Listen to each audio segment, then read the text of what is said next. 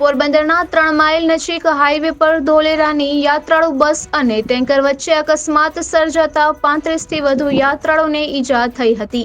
આથી તમામને પોરબંદરની સરકારી હોસ્પિટલ ખાતે સારવારમાં ખસેડાયા હતા.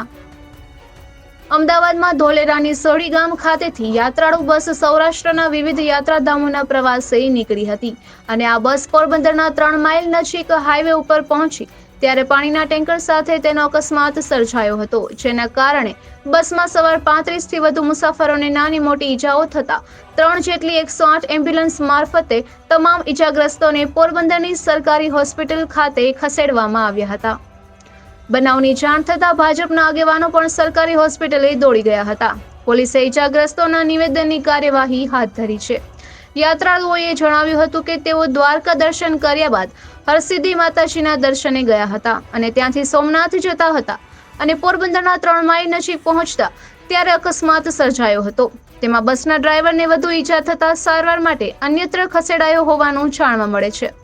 એકે સાથે 35 ઈજાગ્રસ્તોને સિવિલ હોસ્પિટલ ખાતે સારવારમાં લાવવામાં આવતા હોસ્પિટલ ખાતે પણ દોડધામ મચી હતી. જોકે કેટલાક મુસાફરો કે જેમાં મોટે ભાગે મહિલાઓ અને વૃદ્ધા હતી તેને પ્રાથમિક સારવાર અપાઈ હતી.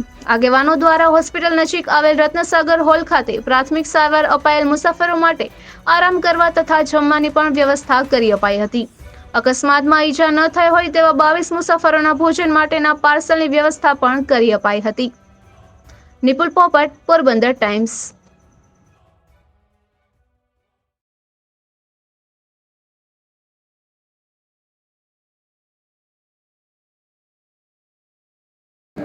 મારું નામ રાજેશભાઈ ઝીણાભાઈ ડાયબી, ગામ સોઢી, તાલુકો ધોલેરા, જિલ્લો અમદાવાદ. ઘરેથી આ ગઈ રાતને આગલી રાતે પ્રવાસમાં નીકળેલા. દ્વારકા પહોંચ્યા, દ્વારકાથી આગળ આવ્યા. હરસિદ્ધિથી અને સોમનાથ જવા નીકળેલા અને વચ્ચે અકસ્માત થયો. બધાને વાગ્યું.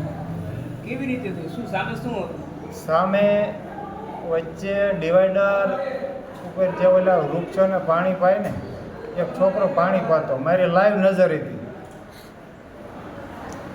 એ પાણીના ટાંકા પાછળ સીધી લક્ઝરી ભટકાણી. બસનું નામ શું છે? અને સમ્રાટ ટ્રાવેલ્સ છે. કેટલા જણા હતા બસમાં? બસમાં 44ની સીટું હતી ને 3 છોકરા હતા.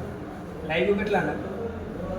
થોડું જાજુ બધાને થડકો લાગ્યો છે, બધા ટોટલી. ડ્રાઈવરને વધારે વાગ્યું હતું. એ ડ્રાઈવરની બાજુમાં જ હું બેઠો હતો. ડ્રાઈવરનું શું નામ છે? નામ નથી આવડતું.